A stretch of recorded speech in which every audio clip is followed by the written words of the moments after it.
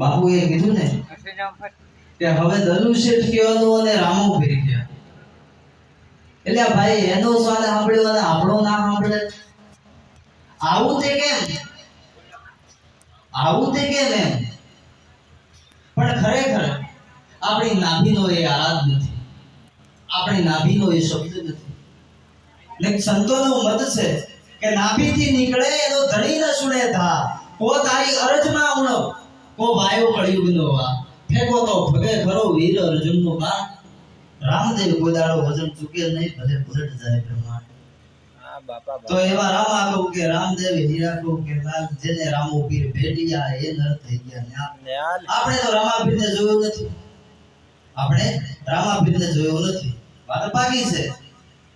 પણ બાપુએ જે આગળ વાત કરી કે દેવાયત પંડિત મહારાજ અને રામદેવજી મહારાજે દેવાયત પંડિતને હાથો હાથ કળશ આપ્યો અને એના જે દેવાયત પંડિત મહારાજ છે એમના વારસાઈમાં 12મી પેઢી બાપુ બિરાજેલા છે. તો સાક્ષાત રામો પીર કે દેવાયત પંડિત આપણને નામ અને માનવું જોઈએ.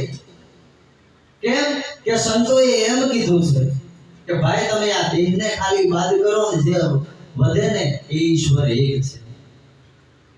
આ દેહનો બાદ કરો, આપણને દેહ દેખાય છે, એટલે જે પાછળના ભાગમાં રહ્યો છે ને એ તો બાપ હળંગ એક છે.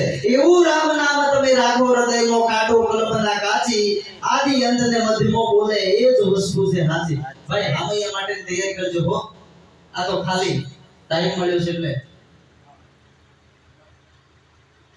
રામ નામ રાખો હૃદયમાં, કાઢો કલ્પના કાચી, આદ અંત ને મધ્યમાં બોલે એ વસ્તુ છે સાચી. જે આ બોલી રહ્યો છે એ સાચું છે.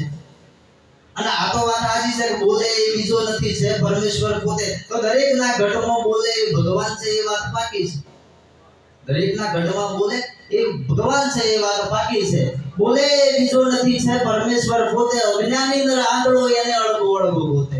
એટલા માટે સવારામ બાપુને કહેવું પડ્યું કે પડ્યું ત્યાં ગોતે નહીં, ગોતે છેટે વેરીથી જેમાં હાલે વિરોધી જોઈને ગાલે હેઠ. આ દમનો અંતરમાં રહે છે, ભજન કરો તો ભેટે. તમે દિલ દરિયામાં દીવો ડૂબકી સીધે ભરોસો સેટે.